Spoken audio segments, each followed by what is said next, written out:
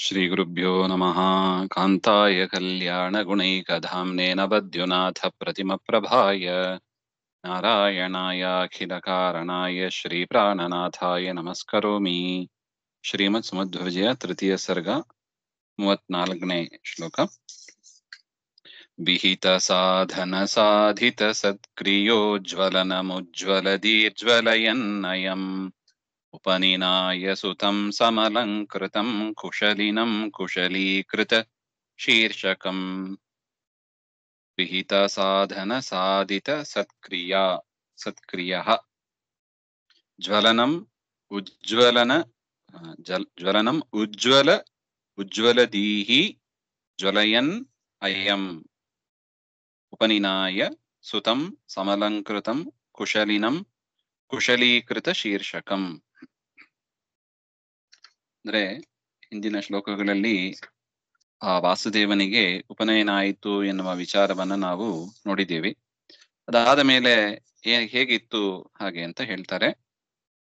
ವಿಹಿತ ಸಾಧನ ಸಾಧಿತ ಸತ್ಕ್ರಿಯ, ಉಪನಯನ ಆದ ಮೇಲೆ ಮಾಡಬೇಕಾದ ಕಾರ್ಯಗಳು ಯಾವುದನ್ನು ಕೂಡ ಬಿಡದೆ ವೇದದಲ್ಲಿ ವಿಹಿತವಾದ ಯಾವ್ಯಾವ ಕಾರ್ಯಗಳು ಇದೆಯೋ ಅದೆಲ್ಲವನ್ನು ಕೂಡ ಮಾಡಿದವರಾಗಿ,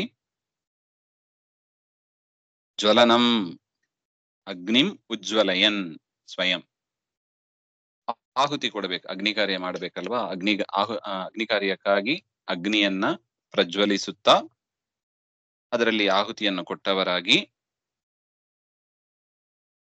ಉಜ್ವಲ ನಿರ್ಮಲಾ ದೀಹಿ ಉಜ್ವಲ ದೀಹಿ ನಿರ್ಮಲವಾದ ಬುದ್ಧಿಯುಳ್ಳ ಆ ಮಧ್ಯಗೇಹ ಭಟ್ಟರು, ಸುಕುಮಾರಕಂ ಕೋಮಲ ರೂಪವಾದ,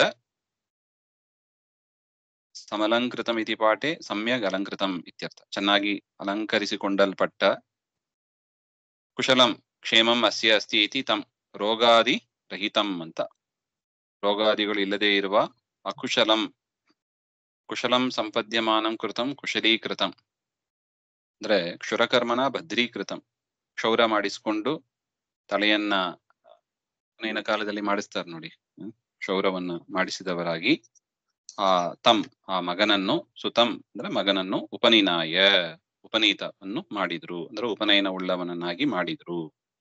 ಕೇವಲ ಯಜ್ಞೋಪವೀತ ಧಾರಣೆ ಮಾಡೋದು ಮಾತ್ರ ಅಲ್ಲ, ಉಪನಯನ ಆದವರು ವೇದದಲ್ಲಿ ವಿಹಿತವಾಗಿದೆ ಏನೇನ್ ಮಾಡಬೇಕು ಎನ್ನುವುದು ಅದೆಲ್ಲವನ್ನು ಕೂಡ ಮಗನಿಂದ ಮಾಡಿಸ್ತಾ ಅಂತಹ ಉಪನಯನವನ್ನು ಅವರು ಯಾವ ಲೋಪದೋಷ ಇಲ್ಲದೆ ಸಂಪೂರ್ಣವಾಗಿ ಮಾಡಿಸಿದ್ರು ಅಂತ ಅರ್ಥ. ಉಪನೀನ ವಿಹಿತ ಸಾಧನ ಸಾಧಿತ ಸತ್ಕ್ರಿಯೋಜ್ವಲನಮುಜ್ವಲದೀರ್ಜ್ವಲಯನ್ನಯಂ ಉಪನೀನಾಯ ಸುತಂ ಸಮಲಂಕೃತಂ ಕುಶಲಿನಂ ಕುಶಲೀಕೃತ ಶೀರ್ಷಕಂ. ಶ್ರೀಮದ್ ಅಂತರ್ಗತ ಶ್ರೀಕೃಷ್ಣ.